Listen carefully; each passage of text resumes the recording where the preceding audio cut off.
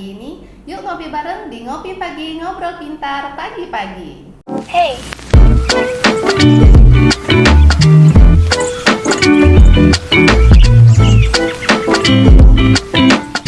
Ketemu lagi hari ini di podcast Ngopi Pagi KPP Madya Batam bersama saya Juliana, penyuluh pajak KPP Madya Batam. Di podcast edisi sebelumnya kita telah membahas transfer pricing secara umum. Nah, di episode kali ini kita akan membahas strategi transfer pricing di KPP Madya Batam.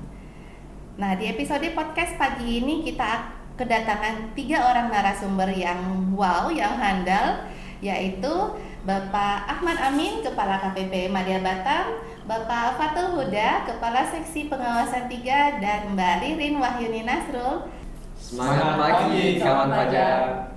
KPP Madya Batam merupakan KPP yang mengadministrasikan wajib pajak besar di Kepulauan Riau. Nah, pasti banyak nih Pak tantangan yang dihadapi KPP Madya Batam dalam menangani salah satunya seperti tantangan penghindaran pajak. Nah, apakah KPP Madya Batam mempunyai inovasi atau seperti apa penanganannya Pak? Silahkan. Oke, terima kasih Kak Juli. Kawan pajak, bahwa KPP Madya Batam seperti tadi yang disampaikan oleh Kak Juli, bahwa wajib pajak yang terdaftar di Madya Batam ini adalah wajib pajak besar di lingkungan Kanwil DJP Kepulauan Riau, meliputi wajib pajak di Pulau Batam, Pulau Bintan, Tanjung Balai Karimun, maupun pulau-pulau di wilayah Kanwil DJP Kepri. Nah, wajib pajak di Batam terutama di Batam adalah wajib pajak yang tipikalnya adalah wajib pajak memiliki transaksi cross border, memiliki transaksi dengan luar negeri, bisa dengan Singapura, bisa dengan Malaysia, dengan China, dengan Jepang dan negara lain. Nah, tentunya dengan adanya transaksi cross border ini menjadikan adanya risiko, yaitu penghindaran pajak melalui transfer pricing. Mengapa demikian? Karena 60% transaksi dunia adalah transaksi yang dilakukan oleh para pihak yang berafiliasi. Dengan demikian, kantor pajak mempunyai satu concern untuk memastikan bahwa harga transfer yang dilakukan oleh para wajib pajak ini, terutama yang memiliki transaksi afiliasi ini, sudah dalam kondisi at arm's length atau sudah dalam kondisi yang sesuai dengan prinsip kewajaran kelaziman usaha. Nah, tentunya tantangannya ini seperti apa harus kita lihat dari sisi fakta data di KPP Madya Batam. Di KPP Madya Batam ada 2.000 wajib pajak yang terdaftar. Yang 30% ini adalah wajib pajak yang memiliki transaksi afiliasi. Tetapi 30% ini ternyata memegang peranan penerimaan lebih dari 60% penerimaan di Madya Batam. Oleh karena itu, untuk memastikan bahwa penerimaan di Madya Batam ini sustainable, sesuai dengan yang ditargetkan, sesuai dengan yang diproyeksikan, maka harus dipastikan 30% wajib pajak yang memiliki transaksi afiliasi ini sudah dalam kondisi at arm's length. Harga transfernya sudah dalam kondisi yang wajar. Nah, inilah sebenarnya memberikan gambaran bahwa transfer pricing di Madya Batam ini sangat relevan dan penting untuk ditangani, karena untuk memastikan lebih dari 60% penerimaan pajak ini supaya bisa diproyeksikan dengan tepat, bisa dihitung dengan tepat, dan bisa sustainable memenuhi target penerimaan yang telah dibebankan ke Madya Batam. Nah, inilah sebagai bagian dari latar belakang yang harus saya sampaikan terlebih dahulu. Dan untuk melaksanakan strategi pencapaian penerimaan maupun penanganan wajib pajak ini, kita memiliki inovasi namanya taktik. Tax Avoidance Comprehensive Treatment with Integrity and Cooperativeness. Nah, taktik ini pada dasarnya adalah kolaborasi efektif antara wajib pajak dengan kantor pajak serta dengan stakeholder yang ada untuk bersama-sama menangani transfer pricing dan juga aggressive tax planning untuk menuju kepatuhan sukarela. Jadi seperti itu Kak Juli, kita mempunyai satu inovasi namanya taktik. Baik, terima kasih Pak. Nah, untuk lebih detailnya bisa dijelaskan Pak, taktik itu seperti apa? Wujud konkretnya itu seperti apa Pak? Oke, jadi taktik ini Kak Juli, kita memiliki basis adalah peraturan perundang-undangan perpajakan. Jadi kalau kita bisa lihat di slide ini, basisnya adalah peraturan perundang-undangan di bidang perpajakan. Jadi apapun yang dilakukan di dalam taktik adalah sesuai dengan peraturan yang berlaku. Kemudian kita memiliki 3 pilar. Pilarnya adalah yang pertama trust, yang kedua adalah transparansi, dan yang ketiga adalah mutual understanding. Trust harus ada sebelum kita menangani wajib pajak. Jadi wajib pajak tahu yang kita lakukan, kita juga tahu yang dilakukan oleh wajib pajak, antara wajib pajak dengan kita memiliki satu trust, sehingga tidak ada sakwa sangka negatif karena semuanya dilakukan berdasarkan peraturan yang berlaku. Yang kedua adalah transparansi yang dilakukan oleh kantor pajak maupun oleh wajib pajak yang diharapkan transparan. Para AR melakukan pengawasan, seperti apa temuannya dikomunikasikan dengan transparan, seperti apa hasilnya akan dikomunikasikan dengan transparan, dan semua yang kita lakukan semuanya harus dalam kondisi sesuai dengan integritas. Jadi tidak boleh kita bermain-main dengan area fraud ya, artinya itu pelanggaran berat. Dan saya tekankan kepada teman-teman di Madya Batam ini jangan sekali-sekali untuk melakukan pelanggaran integritas. Nilainya besar atau kecil, semuanya efeknya sama, akan merusak citra DJP dan hukumannya jelas. Saya sampaikan, siapapun yang melakukan fraud di Madya Batam maka saya akan rekomendasikan untuk dipecat.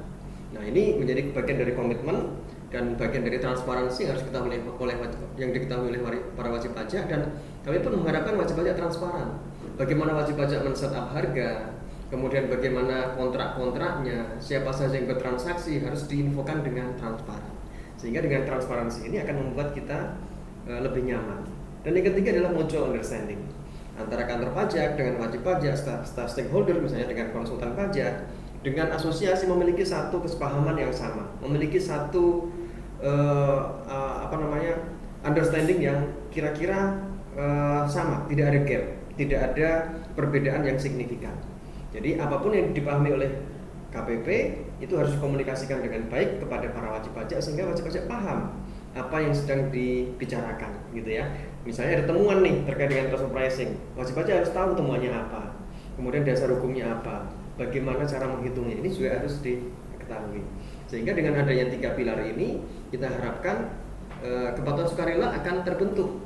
Nah, bagaimana kita melaksanakan ini? Kita memiliki 3 pendekatan atau 3 area strategis yang harus dilakukan penanganan secara intensif. Yang pertama adalah area internal atau internal understanding. Kita harus pastikan dulu bahwa internal KPP Madya Batam ini memiliki pemahaman yang sama, memiliki pemahaman yang seragam terkait dengan penanganan transfer pricing dan juga aggressive tax planning.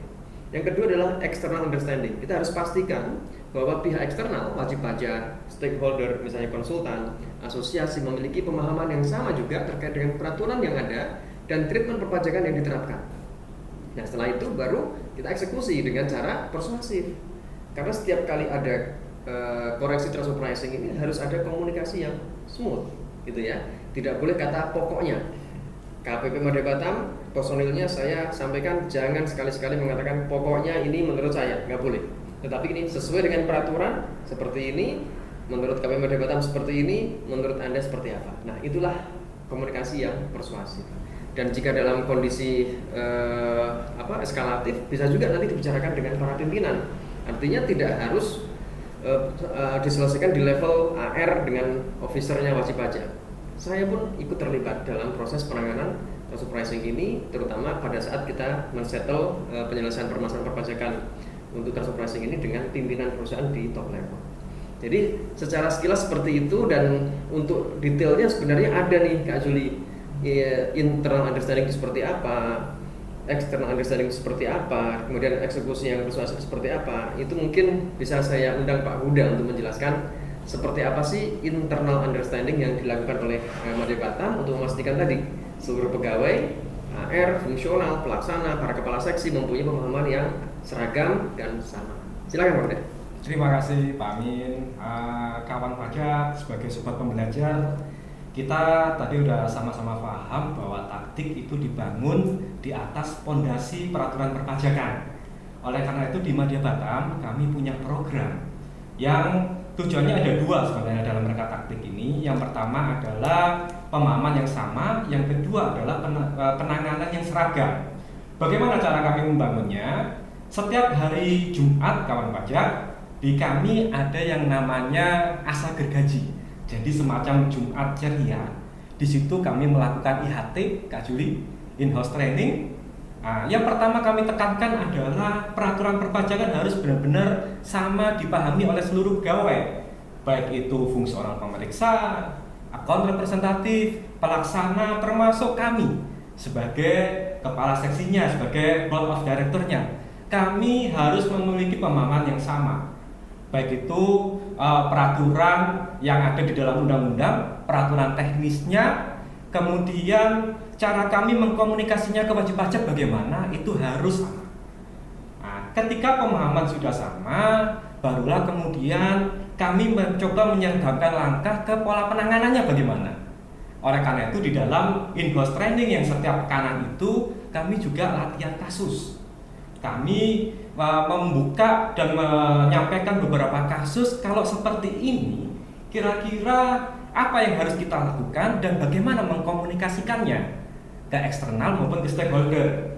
Nah, setelah kami melakukan latihan kasus, kira-kira kita sudah memiliki basis fondasi yang sama, barulah Kak Juli kami terjun langsung. Karena kan katanya kalau kita nggak praktek, ya kita hanya sebatas wacana, nggak akan bisa sampai dalam. Terjun langsungnya bagaimana?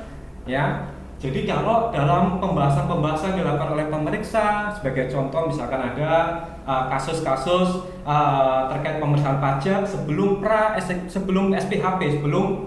SPHP dibuat konsepnya dan dikirim, kami terbiasa di Madya Batam untuk berkolaborasi, bersinergi. Jadi kami lakukan pembahasan atas kasus tersebut, melibatkan pemeriksa, melibatkan ekonomi legislatif beserta kasih pengawasan yang mengadministrasikan BP tersebut, dan seringnya untuk kasus-kasus tersebut juga ada Bapak Kepala Kantor, ada Pak Amin.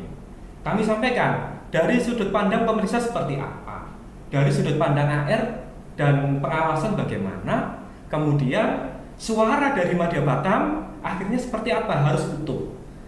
Keseragaman ini menjadi penting karena jangan sampai apa yang kemudian diterima oleh wajib pajak menjadi berbeda. Boleh di meja ini kita berdebat untuk di internal, tapi ketika nyampe ke wajib pajak itu harus satu pemahaman yang sama. Ya, pemahaman itu tentu saja dilandasi dengan peraturan perpajakan. Kira-kira begitu Pak Amin. Oke. Sangat jelas ya Kak Juli.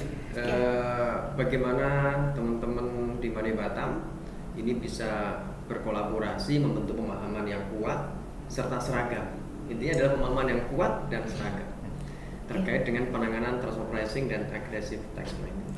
Baik, terima kasih Pak Amin dan Pak Huda. Tadi ada saya tangkap dari Pak Huda itu setiap hari Jumat ada asa gergaji ya Pak ya. Berarti itu kan untuk internal KPP. Nah, kalau untuk eksternalnya asah apa ini Pak? Izin Pak Amin kan? Ya. Saya ini ya, untuk eksternalnya jadi gini, taktik ini kita bangun tahun 2019. Di tahun 2019 itu kita berjalan beriringan untuk pemahaman ya, understanding pemahaman baik di internal maupun eksternal. Kami berkolaborasi dengan apa? Kalau di Kepulauan Riau ini, alhamdulillah KPP Madya Batam itu bekerja sama dengan baik dengan asosiasi konsultan, gitu. Kami undang konsultan, kami dengar pemahaman mereka terkait dengan transfer pricing itu seperti apa. Kemudian kami sampaikan seharusnya itu dengan berbasiskan peraturan perpajakan harusnya seperti ini. Kami ulang itu berulang kali. Nah, kemudian setelah konsultan yang pertama, karena di sini rata-rata wajib pajak itu meng-hire konsultan mulai paham, kami lakukan juga acara-acara bekerja sama dengan wajib pajak secara sektoral. Kami undang mereka. Jadi kalau misalkan nih biasanya di pajak, kawan pajak, kita terbiasa melakukan sosialisasi terkait dengan penyampaian SPT tahunan. Kami tidak berhenti hanya di penyampaian SPT tahunan, tapi yang terkait dengan penanganan transaksi afiliasi seharusnya diungkapkan di SPT tahunan itu bagaimana.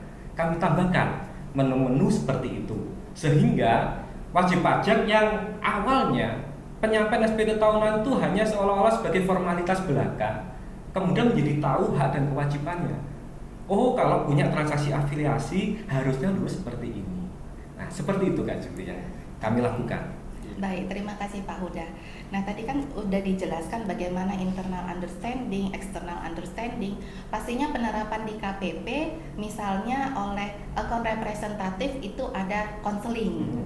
Nah, bagaimana penerapan konseling itu sendiri terkait transfer pricing ini? Mungkin bisa dijelaskan oleh Mbak Ririn. Apakah ada tipsnya atau bagaimana Mbak? Silakan. Atau mungkin kalau saya boleh usul nih Kak Juli, sebelum konseling ini kan AR harus bekerja dulu ya. melakukan analisis ya enggak? Dari SPT yang masuk, kemudian dianalisis jadi SP2DK, baru konseling kan gitu ya. Nah, untuk masuk sampai ke SP2DK ini perlu proses nih. Dan ini tidak mudah buat AR nih, terutama terkait dengan transfer pricing. Karena AR harus paham dulu seperti apa itu transfer pricing, bagaimana dokumentasi transfer pricing wajib pajak, metode yang dipakai sudah tepat atau belum, kemudian pembandingnya sudah sesuai dengan ketentuan atau belum, dan seterusnya. Nah, kita itu memiliki satu template Kak Juli. Jadi template, jadi AR yang baru pun mereka bisa melakukan analisis TP tanpa harus ikut training yang komprehensif, yang berhari-hari, nggak perlu. Kalau di kita ikut IHT 1, 2, 3 kali sambil bekerja, sambil menggunakan template, diskusi dengan teman sejawat, dengan kepala seksi, dengan saya, akhirnya bisa. Nah, mungkin Ririn bisa ceritakan seperti apa sih teman-teman AR di Madya Batam, terutama Ririn sendiri melakukan penanganan TP dengan menggunakan template yang ada nih. Karena template ini kita kembangkan, inilah salah satu yang developernya, yang mengembangkan adalah Ririn dan teman-teman AR yang lain. Berarti Pak, bisa saya tangkap template ini bukan dari peraturan perpajakan tapi KPP Madya Batam yang mengembangkan.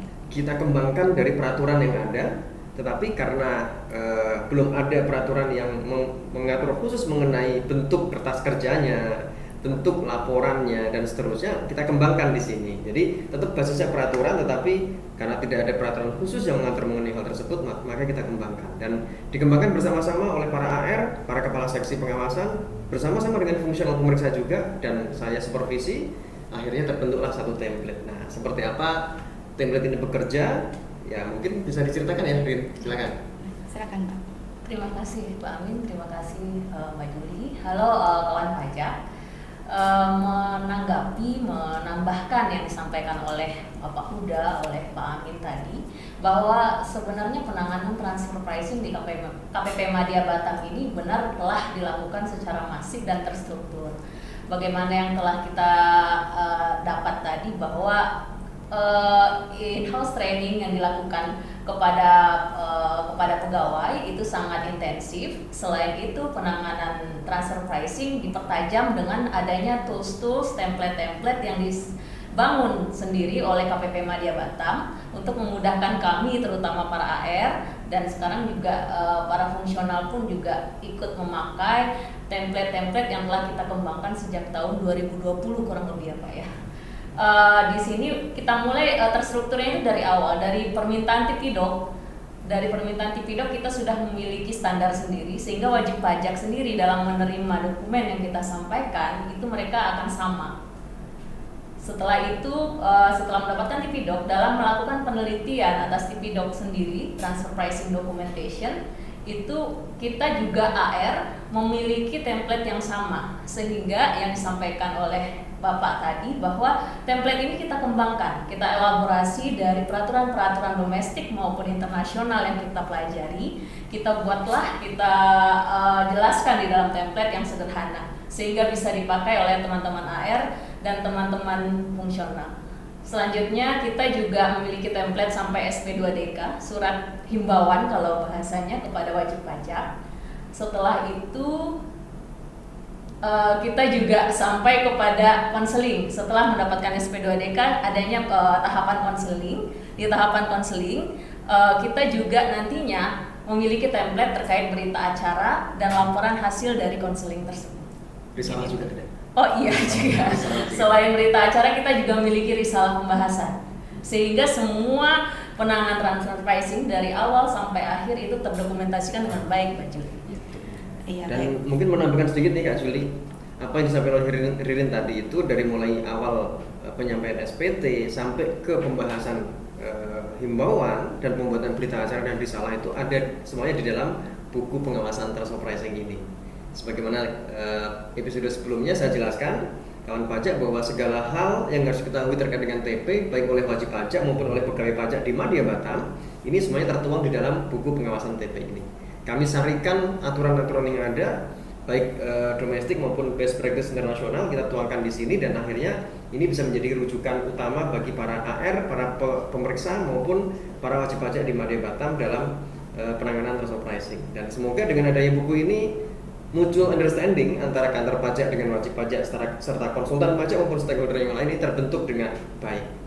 Nah, ini bisa di-download di dalam aplikasi kita nih, Kak Juli.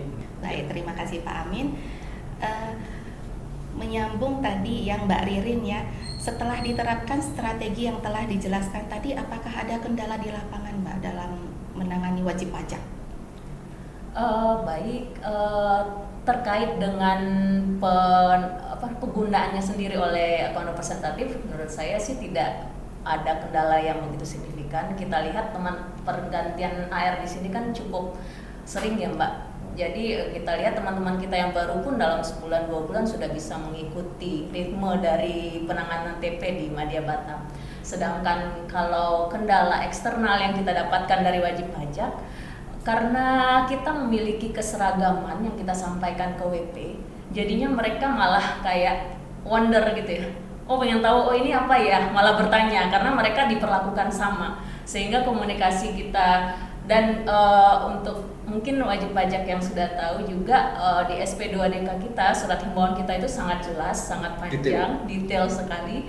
Di situ memberikan kayak mungkin oh ini sesuatu yang baru ya, ada aturan baru lagi yang harus kami konfirmasi ke wajib pajak, sehingga yang terjadi malah ruang diskusi yang sangat terbuka di antara kami dengan wajib pajak gitu. Bahkan detailnya SP2DK teman-teman AR ini setara dengan hasil pemeriksaan nih Kak Juli.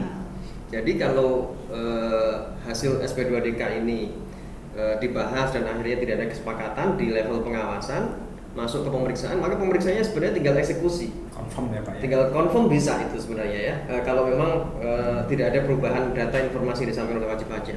Karena semua informasi yang diperoleh oleh AR ini semua dituangkan dalam SP2DK, dibahas bersama dengan para AR, bahkan comparables-nya kita memiliki satu namanya sebagai set of comparables. Jadi para AR ini tidak perlu mencari-cari pembanding dari tempat lain, tetapi kita sediakan dalam bentuk set of comparables. Kami buatkan nota dinas kepada para AR, untuk industri ini comparables-nya ini, range-nya adalah sekian misalnya gitu. Atau untuk transaksi ini menggunakan metode apa dan seterusnya, itu ada standarnya.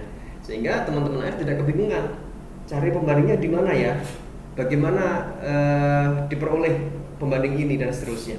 Dan itu semuanya sudah ada standarnya, kita update setiap tahun dan kita kembangkan dan kita komunikasikan juga dengan wajib pajak. Nah, secara sekilas saya sampaikan kepada para wajib pajak bahwa apabila Anda sebagai perusahaan kontrak manufacturer, maka apabila labanya di atas 6%, kita nyatakan aman. Kita nyatakan tidak menjadi satu concern atau menjadi risiko tinggi. Tetapi kalau labanya kurang dari 6%, maka kami melihatnya sebagai perusahaan dengan risiko yang cukup tinggi terkait dengan pengenaan pajak. Dan itu menjadi fokus para AR, teman-teman pemeriksa untuk meneliti lebih lanjut harga transfernya. Sementara untuk yang toll manufacturer, jasa maklun ya, tidak memiliki inventory, maka labanya di atas 10% seharusnya. Kalau kurang dari 10%, ya teman-teman AR, para fungsional pemeriksa akan melihat lebih jauh, akan menguji lebih dalam mengenai harga transfernya. Jadi seperti itu Kak Juli. Baik, terima kasih Pak Amin. Apakah ada tantangannya Pak dalam melaksanakan inovasi taktik ini? Oke, kalau tantangan tadi seperti yang disampaikan oleh Ririn tadi ya, dari internal tentunya pergantian personil. Ini menjadi tantangan tersendiri. Saya sebut sebagai tantangan, bukan hambatan, karena ini kita hadapi setiap saat ya, Pak Uda ya, Ririn ya.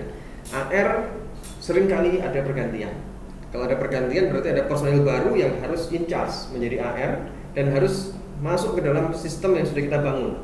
Bagaimana mereka bisa langsung in charge, bisa langsung masuk dan confident untuk melakukannya? Pertama harus ada edukasi melalui in-house training, FGD, mengenai diskusi kasus dan seterusnya. Kalau secara eksternal adalah pemahaman WP yang bisa jadi berbeda-beda, gitu ya. Ada yang sudah sangat advance, ada yang baru mengetahui, bahkan belum tahu, gitu ya. Ada yang memakai konsultan Big Four, ada yang memakai konsultan lokal, ya tidak apa-apa. Karena kita mempunyai platform yang sama, ini kita berikan, ini loh bukunya, gitu ya. Jadi seandainya sudah tahu, pasti akan langsung paham buku ini, karena ini sesuai dengan best practice internasional dan sesuai dengan peraturan yang berlaku. Kalau belum tahu ya, semoga ini menjadi bahan pembelajaran, bahan edukasi yang baik pada wajib pajak, para konsultan pajak, bagaimana penanganan TP sesuai dengan ketentuan yang berlaku. Bisa diceritain nih Pak, selama 2 tahun, 3 tahun ini setelah adanya penerapan strategi taktik, hasil apa yang diperoleh, apa outcome-nya? Oke. Untuk menjawab ini perlu saya sampaikan ada satu poin lagi terkait dengan taktik tadi yang mungkin sedikit terlewat ya, yaitu mengenai eksekusi yang persuasif gitu ya. Seperti apa sih eksekusi yang persuasif ini? Jadi dengan adanya taktik ini kita kedepankan komunikasi, ini Kak Juli. Jadi dalam konteks komunikasi ini seringkali menjadi hambatan nih terkait dengan penanganan TP. Makanya kita kuatkan komunikasi ini terkait dengan TP ini dengan harapan tercapai satu kesepahaman dengan wajib pajak. Nah, seperti apa sih gambaran outcome-nya? SP2DK kita dalam setahun itu sangat banyak sekali ya kawan pajak ya, lebih dari 600 SP2DK atau himbauan. Dan hanya 50 SP2DK yang terkait dengan TP sebenarnya, tidak banyak gitu ya. Ini tahun 2021 gitu ya. Tetapi ternyata dari 50 WP ini atau 50 SP2DK ini peranan penerimaan yang diperoleh dari pengawasan ini sangat besar.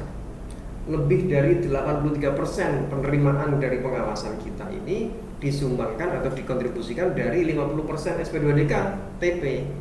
Jadi inilah yang menjadikan kita confident bahwa penanganan TP ini memang tepat untuk di Batam gitu ya. Nah, ini di pengawasan. Bagaimana di pemeriksaannya? Senada dengan pengawasan, maka yang dilakukan pemeriksaan ini sebenarnya hanya 45% adalah terkait dengan TP. Yang 55%-nya adalah tidak terkait dengan TP.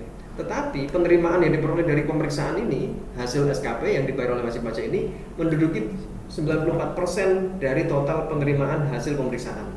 Nah, inilah menunjukkan bahwa memang penanganan TP ini ya walaupun sebagian besar menyatakan tidak mudah, tetapi hasilnya cukup bisa kita andalkan. Terus bagaimana sih sengketanya gitu kan? Namanya penanganan di pengawasan atau pemeriksaan pasti ada sengketa kan, itu ada beda pendapat, ada WP yang tidak setuju dengan kita, ada. Tetapi ternyata nggak banyak gitu ya.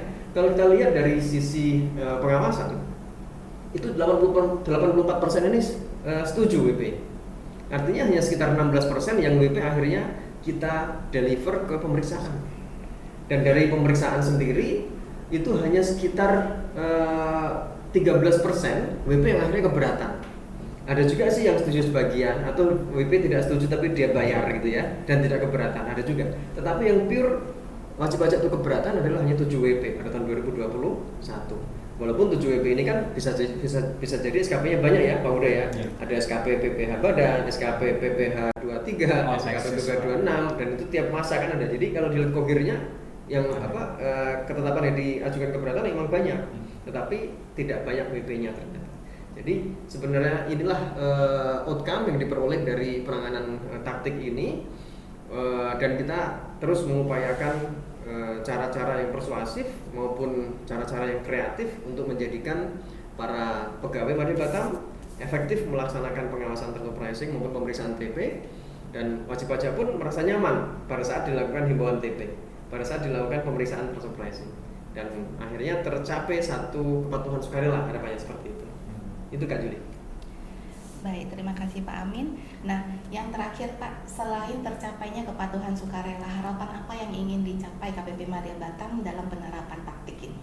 Sebenarnya kepatuhan sukarela ini adalah ultimate goal-nya gitu ya. Jadi kalau wajib pajak itu sudah semuanya voluntary comply ya, voluntary compliant ya, saya kira tidak ada lagi harapan lebih dari itu.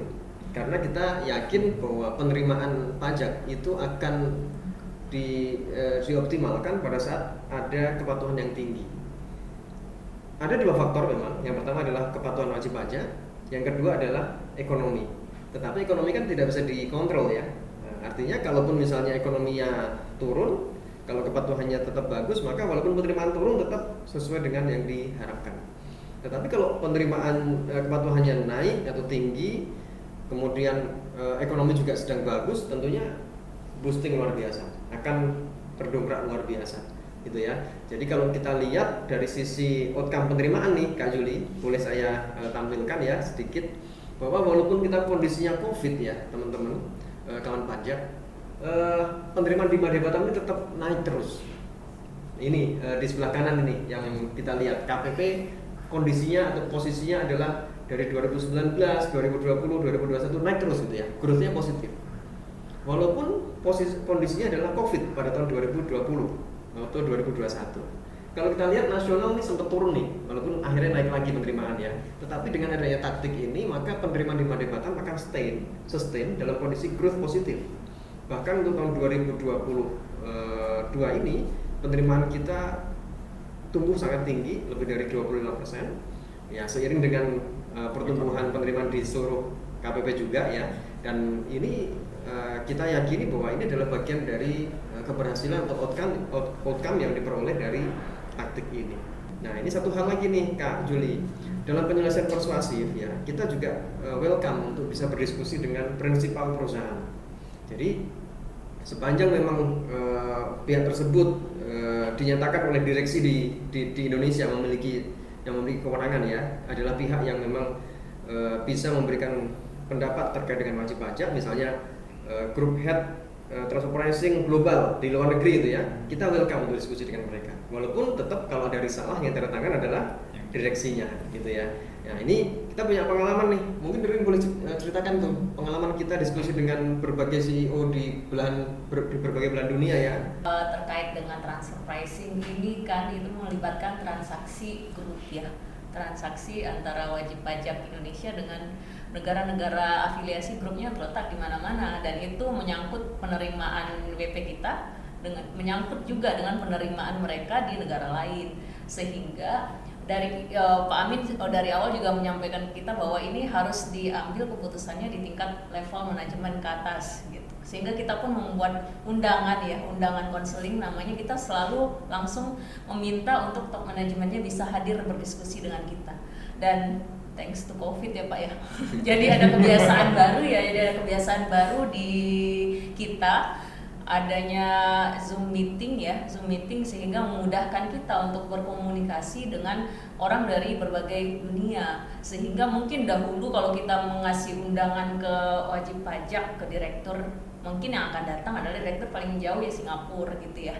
Cuma karena kita memberikan undangan via Zoom meeting, rapatnya via Zoom meeting, mereka langsung turun tangan. Waktu itu ada WP saya yang berafiliasinya itu ke Australia dan Singapura, sehingga pas kita nyampaikan undangan mereka excited untuk manajemen kita dari Singapura ikut, manajemen kita dari Australia ikut, yang stay di Jakarta ikut, yang di Batam pun ikut, sehingga diskusinya itu bisa langsung satu pertemuan langsung melibatkan semua orang, dan pemahamannya itu, dan menurut saya sendiri dari bagian wajib pajak yang bagian accountingnya ya Pak, jadi mereka merasa resikonya itu bisa langsung dibagi ya ke top manajemennya gitu, sehingga hasil keputusannya pun bisa lebih cepat gitu. Pak Huda silakan, mungkin ada pengalaman juga. Karena ada COVID, jadi kan barrier wilayah itu kan jadi terdobrak gitu ya. Jadi kalau kemarin pas COVID tuh seolah-olah ini kita tuh membuka lembaran baru, komunikasi baru untuk bisa berkenalan gitu ya. Kemarin kalau tadi yang COVID udah diceritakan dengan sama Ririn, pasca COVID ini bagaimana? Ternyata setelah komunikasi yang kita sampaikan tadi, mereka tuh jadi kangen pengen ketemu langsung gitu. Jadi pengen ketemu langsung Kak Juli. Ada satu WP saya itu padahal jauh ya, dari Finlandia. Dari Finlandia tuh datang gitu ya untuk itu tadi sebenarnya untuk melakukan pemahaman yang sama. Memang kalau terkait dengan taktik ini, kalau sekarang di Madya Batam teman-teman NAR itu mengerjakannya udah cepat. Yang lama ya itu memang yang membangun 3 pilar itu tadi, trust, terus mutual understanding, dan transparansi. Nah caranya apa? Ya kami sediakan 2 telinga ini untuk mendengar. Dan ternyata kalau pihak prinsipalnya tuh mereka lebih suka itu biasanya kayak kemarin pengalaman dari kami itu ingin mendengarkan langsung nih dari kepala kantornya itu seperti apa sih, bener gak yang disampaikan oleh kami gitu ya. Nah sebenarnya datang itu untuk kenalan, dan biasanya kalau udah prinsipalnya datang tuh Kak Juli, yang pihak yang di sininya ya kan mereka kan ngerasanya udahlah toh udah diputuskan sama bos kami gitu ya, sehingga dengan demikian akhirnya kami langsung aja bikin. Biasanya kalau yang kemarin di Finlandia itu kita ketemu hanya 2 kali ya Pak ya, hanya 2 kali, dan yang kedua itu udah tanda tangan agreement gitu. Jadi semacam kayak IPA gitu ya, tapi ini lokalnya gitu ya, kita udah sepakat ya Pak, memang dari hasil pembahasan kita kami harusnya dikenakan sekian. Nah seperti itu. Setuju, nambah bayar dan itu sekian. setuju nambah bayar sekian. Dan uniknya lagi, Pak, bisa nggak yang tahun depannya kami ikut juga seperti ini? Seperti itu gitu ya. Nah, kalau kondisi seperti itu kita sarankan EPA nih Kak. Advance Pricing Agreement. Padahal posisi WP sebenarnya kalau di kami kemarin tadi seperti disampaikan oleh Pak Amin, karena kami punya patokan standar ya, kalau kontrak manufacturing sekian, tol manufacturing sekian, itu posisi WP itu adalah di bawah itu jauh gitu. WP dengan sukarela sadar ya seharusnya memang nggak seperti ini. Seharusnya kami lebih tinggi lagi. Berarti udah ada dari negara mana aja nih Pak yang dapat? Finlandia, nanti yang menyusul ini Dubai ya Pak ya? Dubai. Dari Dubai itu seharusnya kemarin, tapi mereka terhalang dengan ketika menyampaikan nanya ke kami, Pak Amin ada waktu tanggal sekian, ada enggak, bisa enggak? Oh ya bisa, ternyata visanya itu harus diurus dalam waktu 14 hari kerja, enggak keburu. Akhirnya kemarin yang datang itu direkturnya yang ada di Indonesia, tapi menyampaikan pesan, Pak kita range ya untuk ketemu lagi dengan yang Dubai gitu. Oke, baik, terima kasih Pak Huda. Nah, untuk yang terakhir nih Pak, apakah ada pesan untuk wajib pajak? Oke, pesannya nih hanya satu aja sih untuk kawan pajak ya terkait dengan transfer pricing ini. Jadikan transfer pricing ini menjadi transaksi yang normal, bukan menjadi transaksi yang digunakan untuk menghindari pajak atau melakukan pengindaran pajak. Jadi lakukan at arm's length, lakukan transaksi secara wajar, kemudian dokumentasikan sesuai dengan ketentuan yang berlaku, ungkapkan dan komunikasikan dengan kami di kantor pajak, ungkapkan di SPT dan akhirnya bisa lega gitu ya. Karena transfer pricing ini kita pun tidak ingin wajib pajak itu selalu kena koreksi, enggak. Kita hanya ingin wajib pajak tadi at arm's length dalam kondisi wajar gitu ya, harganya, labanya, kebijakan harganya dan seterusnya. Dan ini saya kira juga wajib pajak perlu juga kenyamanan ya. Kami juga perlu kenyamanan juga dalam menangani wajib pajak. Karena kami juga tadi ultimate goalnya adalah ingin wajib pajak tadi voluntary compliance. Dan bagi para kawan pajak yang sudah at arm's length, sudah mendokumentasikan harga transfernya dengan baik sesuai ketentuan, ajaklah kawan-kawannya, ajaklah koleganya untuk bisa selalu taat pajak, selalu memenuhi atau menaati peraturan yang berlaku. Itu aja Kak Juli. Kawan pajak, sampai sini dulu obrolan kita. Semoga kawan pajak jadi tahu nih bagaimana strategi KPP Madya Batam dalam menjawab tantangan penghindaran pajak, terutama yang dilakukan melalui penyalahgunaan transfer pricing dan aggressive tax planning. Nah, untuk kawan pajak yang tertarik dan ingin tahu lebih lanjut tentang transfer pricing, ikutin terus podcast Ngopi Pagi. Dengan cara apa? Subscribe, like, dan jangan lupa klik tanda lonceng untuk mendapatkan notifikasi terbaru podcast Ngopi Pagi. Terima kasih kepada ketiga narasumber yang telah berkenan hadir dan sharing ilmu. Semoga dengan adanya inovasi taktik ini, wajib pajak dalam melaksanakan kepatuhan perpajakannya dapat tercapai. Akhir kata, saya Juliana izin undur diri. Sampai jumpa di podcast episode selanjutnya. KPP Madya Batam, we make you easy to comply. Hey!